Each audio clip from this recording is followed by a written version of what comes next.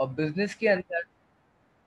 Business start करने वाला जो ऑनर होता है उसको बहुत सारे चैलेंजेस और प्रॉब्लम को फेस करना पड़ता है। यही वजह है कि स्मॉल बिजनेस के अंदर एक प्रॉपर असिस्टेंस की ज़रूरत होती है, मदद की ज़रूरत होती है। और जब तक उसको कोई सपोर्ट या कोई हेल्प ना मिले, उस वक्त तक एक स्मॉल बिजनेस ऑनर अपने बिजनेस को कामयाब नहीं बना सकता।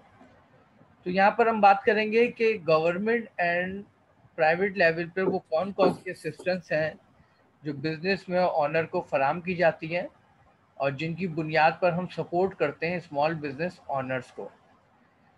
तो डेवलप कंट्रीज़ में स्मॉल बिजनेस को बहुत इंपॉर्टेंस दी जाती है क्योंकि उनकी इकोनॉमी के अंदर जो मेन कंट्रीब्यूशन होता है वो स्मॉल बिजनेसेस का होता है। जैसे हम पहले बात कर चुके हैं कि नंबर ऑफ एम्प्लॉयमेंट सबसे ज़्यादा स्मॉल बिजनेस जनरेट करते हैं, सर्विसेज में इनोवेशन सबसे ज़्यादा स्मॉल बिजनेस करते हैं, और अक्सर उनकी ऑपरेशनल और manufacturing cost as compare to large business मुख्तलिफ डायमेंशन में कम होती है क्योंकि उनके अननेसेसरी एक्सपेंसेस नहीं होते। तो यही वजह है कि इस इम्पोर्टेंस को देखते हुए हर मुल्क की गवर्नमेंट कोशिश करती है कि प्रमोट किया जाए, सपोर्ट किया जाए स्मॉल बिजनेस को। तो स्मॉल बिजनेस को सपोर्ट करने के लिए बाकायदा एक फॉर्मल ऑर्गेनाइजेशन या इदारा बनाया जाता है जिसको हम कहते हैं small business administration. The principal government agencies concern with helping small firms. ये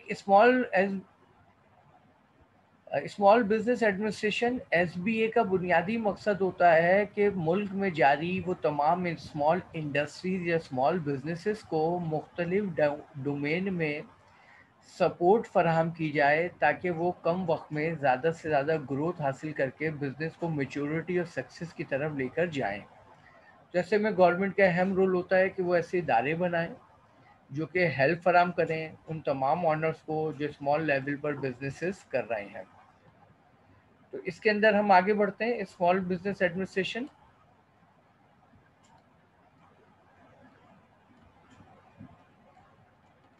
बुनियादी तौर पे जो स्मॉल बिजनेस एडमिनिस्ट्रेशन एसबीए का काम होता है वो होता है financial assistance from the SBA. Small business का जो सबसे मेन सेंट्रलाइज क्राइसिस होता है वो होता है शॉर्टेज ऑफ इन्वेस्टमेंट।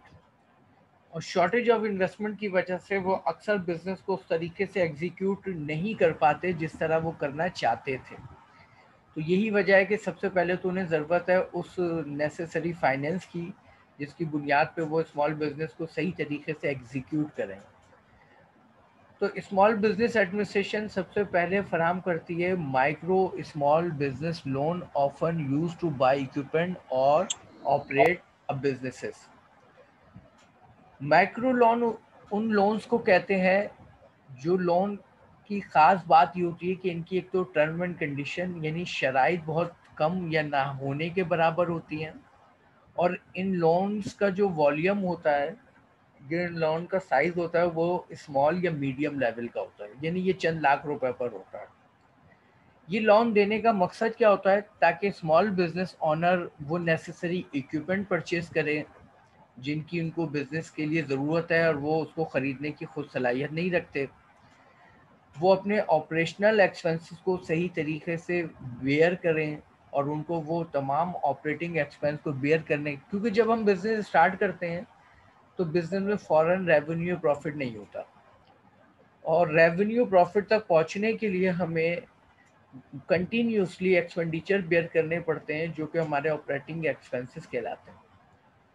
तो स्मॉल बिजनेस एडमिनिस्ट्रेशन सबसे पहला काम ये करती है वो फाइनेंशियल असिस्टेंस यानी फाइनेंशियल मदद फराहम करती है, जो कि लिमिटेड साइज ऑफ लोन्स होते हैं जो आसान शराइत पे दिए जाते हैं, क्योंकि मुश्किल डिफ़िकल्ट टर्म एंड कंडीशन ये स्मॉल बिजनेस ऑनर पूरी नहीं कर सकते। यही वजह है कि वो फाइनेंशियल बेनिफिट हासिल करने से खासिर रहते हैं। सेकंड, उसके बाद अदर स्पेशलाइज्ड असिस्टेंस। फाइनेंस के बाद मज़ीद स्मॉल बिजनेस ऑनर्स को मुख्तलिफ नौइयत की कंसल्टेंसी की ज़रूरत होती है। इसमें एक अहम कंसल्टेंसी है मैनेजमेंट ट्रेनिंग। अब उनकी कैपेसिटी इतनी नहीं होती कि वो अपने मैनेजमेंट को मुख्तलिफ एक्सपेंसिव ट्रेनिंग प्रोग्राम एग्जीक्यूट करा के उनकी स्पेशलाइजेशन में इजाफा करें। उनकी कॉम्पिटेंसी, उनकी लर्निंग को बढ़ाएं। यही वजह है कि स्मॉल बिजनेस एडमिनिस्ट्रेशन उन्हें मुख्तलिफ ट्रेनिंग प्रोग्राम फराहम करती है, जिससे उनकी मैनेजमेंट को उनकी कॉम्पिटेंसी को इन्हेंस करने के लिए लर्निंग अपॉर्चुनिटी फराहम की जाती है। फिर उसके बाद जो सबसे अहम अदर असिस्टेंस में करी जाती है एसबीए के ज़रिए, वो होती है रिसर्च एंड डेवलपमेंट। ये इदारा मुख्तलिफ रिसर्च कंडक्ट करता है, और रिसर्च की बुनियाद पर लेटेस्ट नॉलेज एक्यूमुलेट की जाती है, और ये वो बिज़नेस की अहम मालूमात, वो अहम इंफॉर्मेशन जो कि बिज़नेस की सक्सेस के लिए बहुत ज़रूरी होती हैं, ये मालूमात इन ऑनर को फ्री ऑफ कॉस्ट फराहम की जाती हैं, जो कि ये खुद रिसर्च कंडक्ट करके हासिल नहीं कर सकते। फिर उसके बाद रिक्रूटमेंट एंड परचेजिंग की टेक्निक्स, कि उनको अपने बिजनेस से रिलेटेड नेसेसरी एसेट्स किस तरह ख़रीदने चाहिए, कहाँ से ख़रीदने चाहिए। इंटरनेशनल ट्रेड असिस्टेंस, वो चीज़ें जो हमारे मुल्क में अवेलेबल नहीं है, तो जो उनको ज़रूरत है जिन इक्विपमेंट्स की, मशीनरी की, टेक्नोलॉजी की, तो वर्ल्ड में कौन सी कंट्रीज़ हैं जो high quality of product low price पे इंडस्ट्रियल प्रोडक्ट फराहम कर रही हैं। तो ये तमाम वो अहम डायरेक्शन हैं जो बिज़नेस के लिए बड़ी अहम होती हैं, और स्मॉल बिज़नेस ओनर अपनी इंडिविजुअल कैपेसिटी में इसको नहीं फराहम कर सकता, हासिल कर सकता। तो ये काम करता है स्मॉल बिज़नेस एडमिनिस्ट्रेशन इदारा, ताकि स्मॉल बिज़नेस को ज़्यादा से ज़्यादा प्रमोट, ज़्यादा से ज़्यादा सपोर्ट की जाए, और हमारी इकोनॉमी के अंदर ग्रोथ हासिल हो सके। नेक्स्ट उसके बाद है बेटा local assistance for small business. Federal government भी किसी भी मुल्क की स्मॉल बिजनेस को सपोर्ट करने के लिए मुख्तलिफ प्रोग्राम लॉन्च करती है, तो प्रोविंशियल गवर्नमेंट भी अपने मुल्क के अंदर मुख्तलिफ नौइयत के प्रोग्राम बनाती है, उनको लॉन्च करती है, उनको एग्जीक्यूट करती है, ताकि हमारे प्रोविंशियल लेवल पर रिसोर्सेज को प्रॉपर यूटिलाइज करके बिजनेस एक्टिविटी यानी प्रोडक्टिविटी में इजाफा किया जा सके।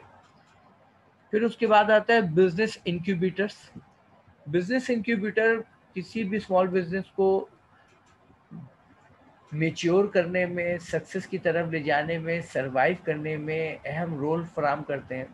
इंक्यूबेटर का बुनियादी काम होता है किसी भी वीक ऑब्जेक्ट को ऑक्सीजन फराहम करना, ताकि वो स्ट्रॉन्ग होकर ज़्यादा से ज़्यादा स्ट्रेंथ क्रिएट करके मार्केट का मुकाबला कर सके। What is small business incubator? Local program designed to provide low cost share business facilities to small startup ventures।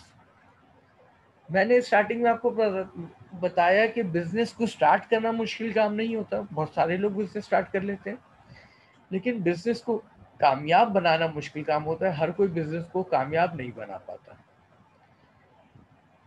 Business incubator क्या करते हैं? वो स्मॉल बिजनेस ओनर्स को बेस्ट अपॉर्चुनिटी फराहम करते हैं, उनकी ज़रूरियात को पूरी करने के लिए उनकी वो तमाम नेसेसरी रिसोर्सेज को इंतहाई लो कॉस्ट पर फराहम करते हैं। यानी अगर एग्जांपल के तौर पे कोई उन्हें इक्विपमेंट या मशीनरी ख़रीदनी है, तो वो उन्हें नो प्रॉफिट नो लॉस की बुनियाद पर परचेज़ करके उनको वो मशीनरी और इक्विपमेंट फराहम करते हैं, क्रेडिट फैसिलिटीज़ देते हैं। सेकंड, अगर कोई वो रेंट पे हासिल करना चाहते हैं रिसोर्सेज, जैसे बिल्डिंग या मशीनरी या कोई अदर फिक्स और करंट एसेट्स, तो वो उनको इंतहाई लो कॉस्ट, लो प्राइस पे उनको वो एसेट्स फराहम करते हैं, ताकि वो अपने बिजनेस को तेज़ी से मैच्योरिटी की तरफ लेकर जा सके। तो ये बिजनेस इंक्यूबेटर कहलाते हैं, जो स्टार्टअप बिजनेस के वक्त वो नेसेसरी सपोर्ट फराहम करते हैं, जिससे एक वीक बिजनेस को हम तेज़ी से इम्प्रूव और स्ट्रॉन्ग कंडीशन में डाइवर्ट कर सकें, और फिर वो सेल्फ डिपेंडेंट होकर अपने बिजनेस को ग्रोथ की तरफ लेकर जाएं। इसके बाद हम बात करेंगे प्राइवेट इन्वेस्टर। बिजनेस के अंदर एक अहम रोल प्राइवेट इन्वेस्टर्स का भी होता है। प्राइवेट इन्वेस्टर कौन होते हैं? कि जब बिजनेस की कैपिटल की रिक्वायरमेंट को फुलफिल करने के लिए आप खुद या आपके रिलेटिव, आपके फ्रेंड या आपके कोलीग, उनके पास वो सेविंग जो यूजलेस है, जिसको वो किसी तरीके से किसी प्रोडक्टिविटी में इंगेज नहीं कर पा रहे, और आप ऐसा बिजनेस आइडिया रखते हैं जिसमें इन्वेस्टमेंट करके वो खुद भी बेनिफिट हासिल कर सकते हैं, और आपको भी बेनिफिट फराहम कर सकते हैं। तो ऐसे लोगों को हम कहते हैं प्राइवेट इन्वेस्टर्स, जो कि स्मॉल बिजनेस में ही इन्वेस्टमेंट करते हैं। वेंचर कैपिटल किसे कहते हैं? Money invested in business by another businesses firm और group of individual in exchange of an ownership share. Venture capital वो कैपिटल होता है कि मैं ऑलरेडी एक बिजनेस कर रहा हूँ और मेरे बिजनेस से मेरी एक्सपेक्टेशन के मुताबिक या उससे ज़्यादा प्रॉफिट हो रहा है, लेकिन मेरे बिजनेस में री इन्वेस्टमेंट की अपॉर्चुनिटी नहीं है। तो अभी जो मेरे पास फाइनेंस है ये यूजलेस है, तो मुझे क्या करना चाहिए? इस फाइनेंस को यूजलेस रखना चाहिए या इसको प्रोडक्टिविटी में इंगेज करना चाहिए? तो ऐसे में मैं क्या करता हूँ कि अपने रिलेटिव, फ्रेंड्स या कोलीग्स, वो जो नया बिजनेस स्टार्ट कर रहे होते हैं, उनके बिजनेस में मैं ये अपना अवेलेबल फाइनेंस इन्वेस्ट करता हूँ और on the basis of investment में उनके बिजनेस में ऑनरशिप का शेयर हासिल करता हूँ। ऐसी इन्वेस्टमेंट को हम कहते हैं वेंचर कैपिटल। उसके बाद नेक्स्ट है बेटा small business opportunities for women. हमारे मुल्क में या वर्ल्ड में वो बहुत सारे बिजनेस हैं जिनके लिए रिक्वायरमेंट जो स्किल्स कॉम्पिटेंसी की है वो on the basis of gender female की चाहिए होती है। जैसे कि एग्जांपल के तौर पे फैशन डिज़ाइनिंग हो जाए या ब्यूटिशियंस का बिजनेस हो जाए, ये आमतौर पर हम देखते हैं इसमें वुमेन्स इंगेज हैं। तो ये जो वुमेन्स मुख्तलिफ नौइयत के बिजनेस करती हैं, ये बिजनेस ज़्यादातर स्मॉल लेवल पर होते हैं या मीडियम लेवल के होते हैं, और ये अपनी एक्सपीरियंस, नॉलेज, स्किल्स, एबिलिटी यानी ओवरऑल कॉम्पिटेंसी को यूटिलाइज करते हुए किसी भी मुल्क की इकोनॉमी में एक बेहतर कंट्रीब्यूशन करने में कामयाब होती है।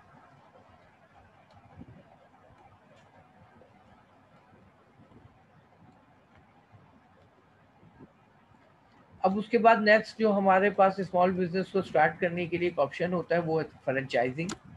फ्रेंचाइजिंग किसे कहते हैं? A contractual business agreement between a manufacturer और other supplier and dealers such as restaurant operator और रिटेलर।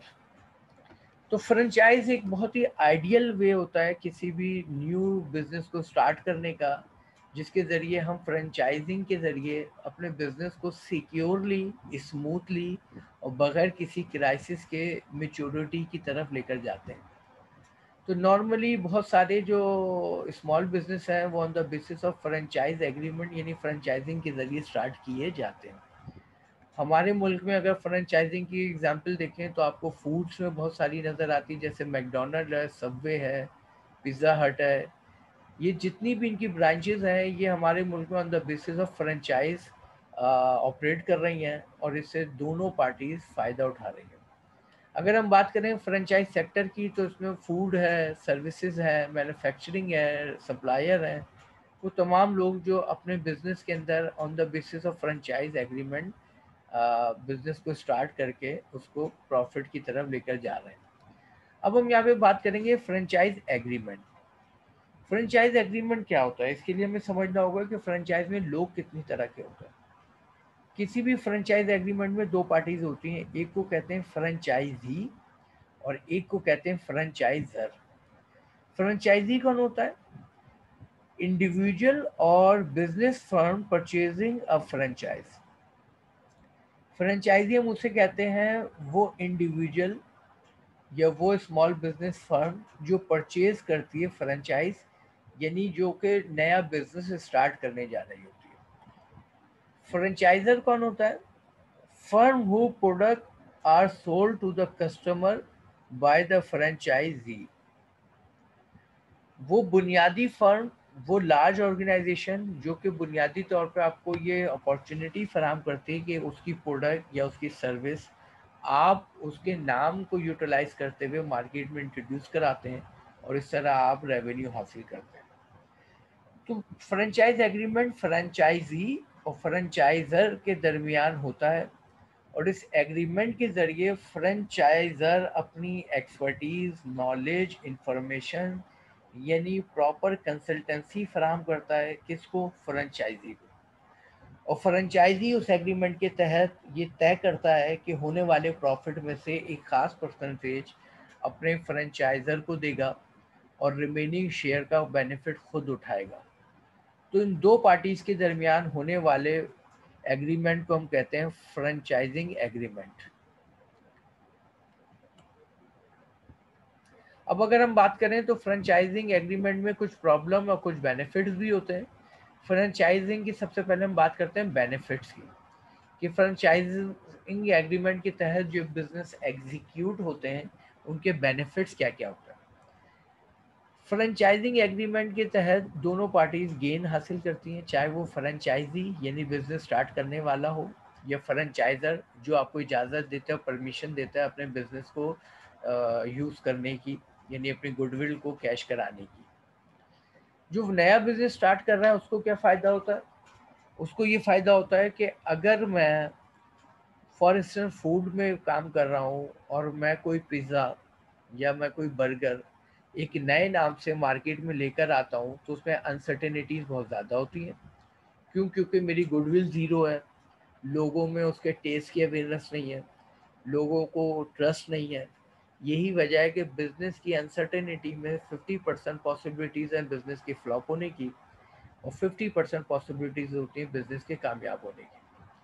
लेकिन जब मैं फ्रेंचाइजिंग एग्रीमेंट के तहत बर्गर किंग या किसी वेल नोन ऑर्गेनाइजेशन से फ्रेंचाइज हासिल करता हूँ, तो नतीजा ये होता है कि गुडविल ऑलरेडी इस्टेब्लिश होती है, टेस्ट से लोगों की अवेयरनेस पहले से होती है और सब लोगों का ट्रस्ट उस पर पहले से मौजूद होता है। यही वजह है कि आप देखेंगे कि किसी भी टेरिटरी में जब कोई नई फ्रेंचाइज ओपन होती है तो फर्स्ट डे से लेके फर्स्ट वीक और फर्स्ट मंथ में ही वो इस तरीके से बिजनेस हासिल करने में कामयाब होती है जैसे ये नया बिजनेस ही नहीं है। तो ये सबसे बड़ा बेनिफिट होता है जो कि फ्रेंचाइजी हासिल करता है फ्रेंचाइजर के जरिए। दूसरा बेनिफिट होता है वो तमाम अहम मालूमात, knowledge, information, policies, expertise, proper consultancy जो वो खुद जिसकी अरेंजमेंट नहीं कर सकता। लेकिन इसके साथ साथ फ्रेंचाइजर को क्या फ़ायदा होता है कि फ्रेंचाइजर जितने लोगों को फ्रेंचाइज लाइसेंस फराहम कर रहा होता है, एग्रीमेंट कर रहा होता है, उससे उसको बगैर किसी जहमत के अपने प्रॉफिट को मैक्सिमाइज करने का भी मौका मिलता है और अपने बिजनेस को डाइवर्सिफाई करने में भी कामयाब हो जाता है। आज वो ऑर्गेनाइजेशन जो all over the world 99% countries में अपने बिजनेस को एग्जीक्यूट कर रही हैं, उसमें मेन रोल फ्रेंचाइजिंग एग्रीमेंट का है जिसकी वजह से वो बिजनेस को तेजी से फैलाने में कामयाब हुए। अब यहाँ पे कुछ बेनिफिट्स के साथ साथ प्रॉब्लम भी है फ्रेंचाइजिंग के अंदर। उन प्रॉब्लम में एक सबसे अहम प्रॉब्लम ये है कि फ्रेंचाइजी जो नया बिजनेस स्टार्ट करता है उसको नॉर्मली या तो 50% या 40% शेयर प्रॉफिट का अपने फ्रेंचाइजर को देना पड़ता है, जो कि उसके बाद फ्यूचर में बिजनेस के ऑपरेशन के दौरान हेडेक बन जाता है। सेकंड ये होता है कि उसको मुख्तलिफ बिजनेस डिसीजन के अंदर कंटिन्यूसली डिपेंडेंट रहना पड़ता है, वो बहुत सारे डिसीजन इंडिपेंडेंट नहीं ले पाता। यही वजह है कि उसकी जो सेल्फ स्किल्स होती हैं, क्रिएटिविटी होती है, कॉम्पिटेंसी होती है, वो इंस्टेड ऑफ इंक्रीज वो रिड्यूस होना शुरू हो जाती है, क्योंकि वो एक pre determined rules and regulation को फॉलो कर रहा होता है और उसमें उसकी कोई इन्वॉल्वमेंट नहीं होती। इसके साथ साथ फ्रेंचाइजर को जो प्रॉब्लम का सामना करना पड़ता है वो उसमें प्रॉब्लम ये होती है कि अगर कोई एक भी फ्रेंचाइजी सही तरीके से बिजनेस को फॉलो या एग्जीक्यूट नहीं करता तो उससे उसकी गुडविल डैमेज होती है और ये गुडविल इलविल में शामिल हो जाती है। यही वजह है कि हर फ्रेंचाइजर बहुत ज़्यादा कॉन्शियस होता है, वो चेकआउट करता है, एक्सपेंशंस करता है, मुख्तलिफ नौइयत से नॉलेज और इन्फॉर्मेशन को फराहम करता है ताकि बिजनेस को उसकी रूल्स एंड रेगुलेशन के अकॉर्डिंगली एग्जीक्यूट किया जाए और उसकी गुडविल को सिक्योर किया जाए। तो एक ओवरऑल हमने बात की कि बिजनेस के अंदर जो है क्या प्रॉब्लम और क्या बेनिफिट होते हैं जो फ्रेंचाइजिंग बिजनेस के तहत हासिल करते हैं। नेक्स्ट हमारा जो इसमें सेक्शन है वो form of private business ownership. वो कौन कौन सी फॉर्म ऑफ ऑनरशिप हैं जो कि प्राइवेट बिजनेस में है, जो आप पहले ही पढ़ चुके हैं। इसमें पहली सोल प्रोप्राइटरशिप। सोल प्रोप्राइटरशिप किसे कहते हैं? Business ownership in which there is a legal decision distinction between the sole proprietor status as individual and his or her status as the business owner. एक ऐसा बिजनेस जिसमें legal rights ownership शामिल होती है एक इंडिविजुअल को, जो monopoly रखता है अपने बिजनेस में और प्रॉफिट एंड शेयर को अकेला ही बेयर करता है। सेकंड जो बिजनेस ऑनरशिप हमारे पास होती है अहम, वो होती है पार्टनरशिप। और पार्टनरशिप किसे कहते हैं? पार्टनरशिप उसे कहते हैं जिसमें पार्टनरशिप एसोसिएशन ऑफ टू और more person who operate a business as co-owner by voluntary legal agreement. कम से कम 2 या ज़्यादा से ज़्यादा 20 ऑनर के दरमियान जो एग्रीमेंट होता है, उस एग्रीमेंट के तहत होने वाले बिजनेस को हम कहते हैं पार्टनरशिप ऑनरशिप, और जो बिजनेस होता है उसको कहते हैं फर्म। अगर बिजनेस बैंकिंग सेक्टर में होगा तो यहाँ पे मैक्सिमम ऑनर की कैपेसिटी 10 होती है, और अगर बिजनेस अदर मैन्युफैक्चरिंग और सर्विस में होगा तो यहाँ पे मैक्सिमम पार्टनर की जो गुंजाइश होती है वो 20 होती है। तो ये सेकेंड ऑनरशिप होती है जिसको हम कहते हैं पार्टनरशिप। नेक्स्ट उसके बाद है कॉरपोरेशन। कॉरपोरेशन किसे कहते हैं? Legal organization with assets and liabilities separate from those of its owner. Corporation एक ऐसे बिजनेस को कहते हैं जिसमें 2 ग्रुप्स होते हैं। एक ग्रुप होता है शेयर होल्डर का, जो बिजनेस में शेयर खरीद के इन्वेस्टमेंट करते हैं, और दूसरा ग्रुप होता है मैनेजमेंट का, जो उस बिजनेस को सक्सेस की तरफ एग्जीक्यूट करने के रिस्पॉन्सिबल होते हैं। और कॉरपोरेशन वो लीगल आइडेंटिटी होती है जिसको कानूनी तौर पर रिकग्नाइज किया जाता है, इसलिए इसको आर्टिफिशियल पर्सनैलिटी भी कहा जाता है। इसको लीगली रिकग्नाइज करने का मकसद ये होता है कि ये अपने लीगल प्रोसीडिंग बगैर किसी ऑनर की डिपेंडेंसी की करती है। मुकदमा करना चाहे तो किसी पे मुकदमा करे, और अगर इस पे कोई मुकदमा करे तो वो उसके नाम पे करता है, ऑनर पे नहीं करता। नेक्स्ट उसके बाद जो हमारे पास एक और ऑनरशिप की टाइप है वो है एस कॉर्पोरेशन। एस कॉर्पोरेशन किसे कहते हैं?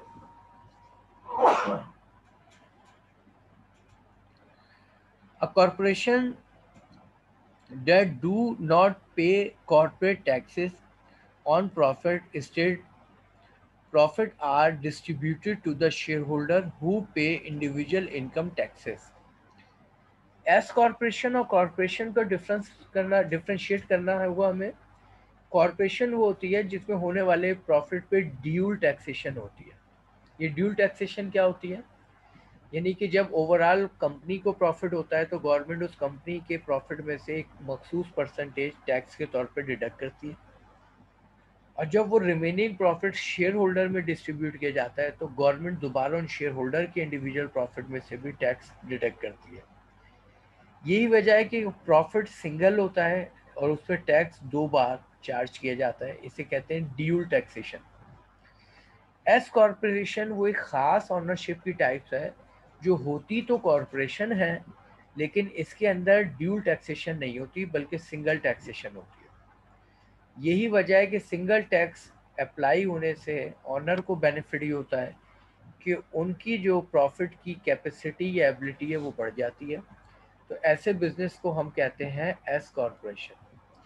लिमिटेड लाइबिलिटी कंपनीज या ऑर्गेनाइजेशन वो ऑर्गेनाइजेशन होती हैं जिनकी डेट को पे करने की लाइबिलिटी लिमिटेड होती है। नॉर्मली जो कंपनी होती है वो होती है अनलिमिटेड लाइबिलिटी होल्डर, यानी जिनकी नॉर्मली जो बिजनेस में ऑनरशिप होती है, फुल प्रोप्राइटरशिप या पार्टनरशिप, इनकी जो डेट को क्लियर करने की अदा करने की जिम्मेदारी होती है वो होती है अनलिमिटेड। लेकिन कंपनी वो ख़ास बिजनेस ऑनरशिप होती है लिमिटेड लाइबिलिटी कॉर्पोरेशन, जिसको डेट को क्लियर करने की जो जिम्मेदारी होती है वो लिमिटेड होती है, जो मैं आपको पहले बता चुका हूँ कि अगर बिजनेस को लॉस होगा तो सिर्फ कंपनी के एसेट्स को यूज़ किया जा सकता है उस लॉस को कवर करने के लिए। इन्वेस्टर या शेयर होल्डर के एसेट्स को बिजनेस के लॉस के लिए यूज़ नहीं किया जा सकता। इम्प्लाई ओन कॉरपोरेशन, ये वो बिजनेस की खास ऑनरशिप है जिसके अंदर मैनेजमेंट और एम्प्लॉइज टाइम टू टाइम उस कंपनी के शेयर्स को परचेज करते रहते हैं, और जब एक ख़ास परसेंटेज या एक मैक्सिमम लेवल पर या 50 या 40 या मोर देन 40% शेयर एम्प्लॉइज़ के पास चले जाते हैं, तो ये टाइप्स ऑफ बिजनेस ओनरशिप बन जाती है एम्प्लॉई ओन कॉरपोरेशन। यानी जहाँ पे उसके मैनेजमेंट है वो उस बिजनेस के एम्प्लॉइज़ भी हैं और वो इस बिजनेस के ऑनर भी हैं, तो ये कहलाती है एम्प्लॉय बेस्ड ऑनरशिप। इसके अंदर फिर सेकंड ऑनर, एक और ऑनरशिप की टाइप्स है, वो है family own businesses. Family own businesses हम किसे कहते हैं? जी जनाब।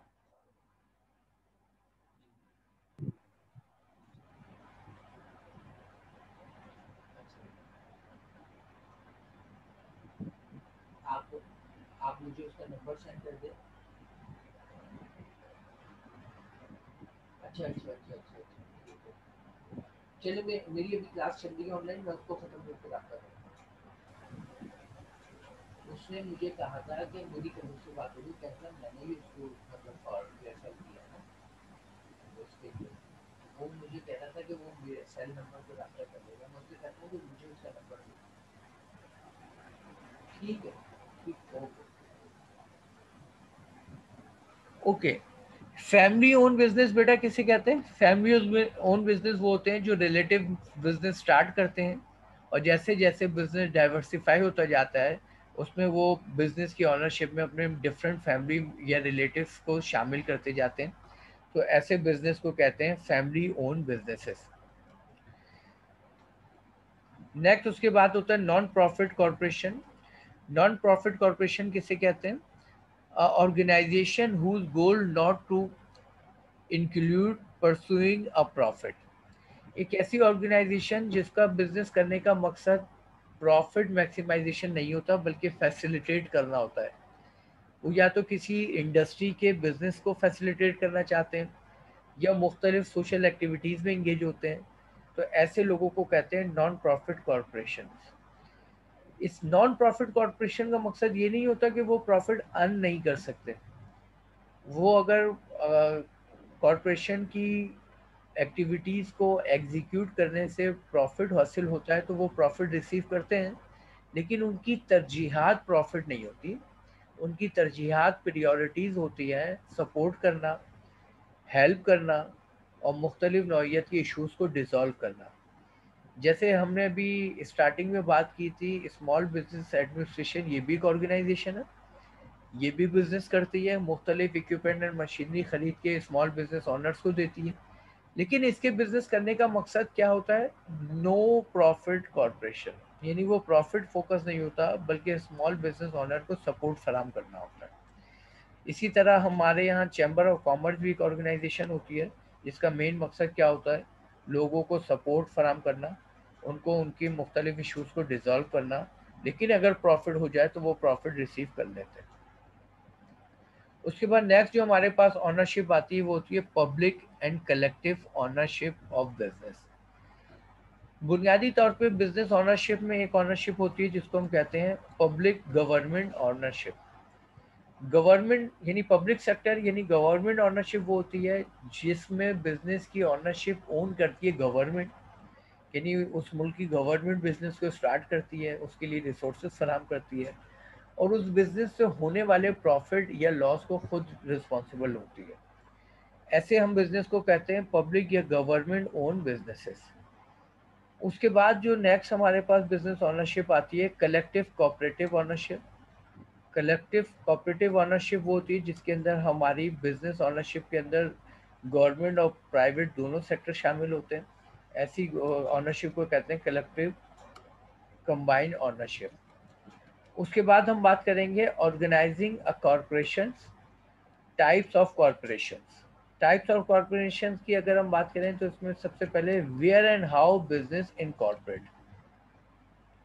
टाइप्स ऑफ कॉरपोरेशन में हम पहले भी बात कर चुके हैं। एक टाइप्स ऑफ कॉरपोरेशन की हम थोड़ी सी एक और बात कर लें कि एक कॉरपोरेशन होती है नेशनलाइज, एक कॉरपोरेशन होती है प्राइवेटाइज, एक कॉरपोरेशन होती है सेमी गवर्नमेंट कॉरपोरेशन। ये तीन अहम टाइप्स ऑफ कॉरपोरेशन होती हैं। प्राइवेटाइज हम कॉरपोरेशन किसे कहते हैं?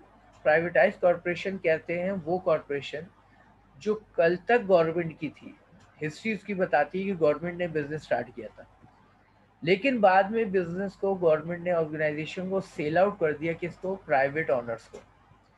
तो ये जो बिजनेस ऑनरशिप कहलाती है, ये कहलाती है प्राइवेटाइज ऑर्गेनाइजेशन। नेशनलाइज ऑर्गेनाइजेशन किसे कहते हैं? वो ऑर्गेनाइजेशन जो कि प्राइवेट बिजनेस ऑनर्स ने, एंटरप्रेन्योर ने स्टार्ट की और बाद में गवर्नमेंट ने उसको परचेज कर लिया। यानी हिस्ट्री उसकी प्राइवेट थी, करंटली वो गवर्नमेंट है। तो उसको अब ना हम प्राइवेट ऑर्गेनाइजेशन कहते हैं, ना गवर्नमेंट ऑर्गेनाइजेशन कहते हैं, बल्कि कहते हैं नेशनलाइज ऑर्गेनाइजेशन। तीसरी खास किस्म है टाइप्स ऑफ कॉरपोरेशन में, वो semi government corporation. Semi government corporation उसे कहते हैं जिस कॉरपोरेशन की इन्वेस्टमेंट में 49% शेयर होता है। जी, हेलो। हाँ हाँ हाँ, मैं भी देखता हूँ। Okay okay.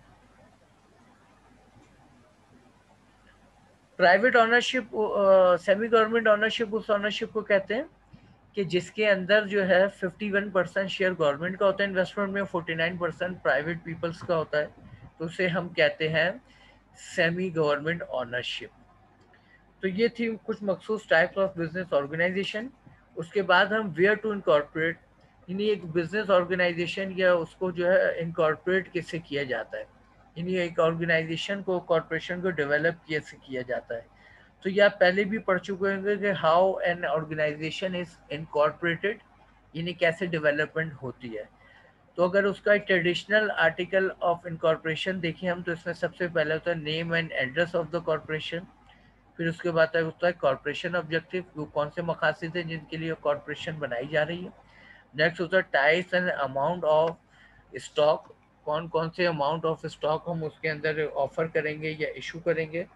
उसके बाद नेक्स्ट हमारे पास होता है expected life of the corporation, corporation की जो एक्सपेक्टेड लाइफ है वो क्या होगी। नेक्स्ट उसके बाद हमारे पास होता है provision of transferring share of stock among owner, हम किस तरीके से अपने स्टॉक के शेयर अपने ऑनर्स को फराहम करेंगे। Provision of regulating internal and corporate articles, address of the business. ये तमाम वो स्टेप हैं जो हम पहले इंट्रोडक्शन टू बिजनेस में आप लोग पढ़ चुके होंगे कि एक कंपनी को किस तरीके से लॉन्च किया जाता है।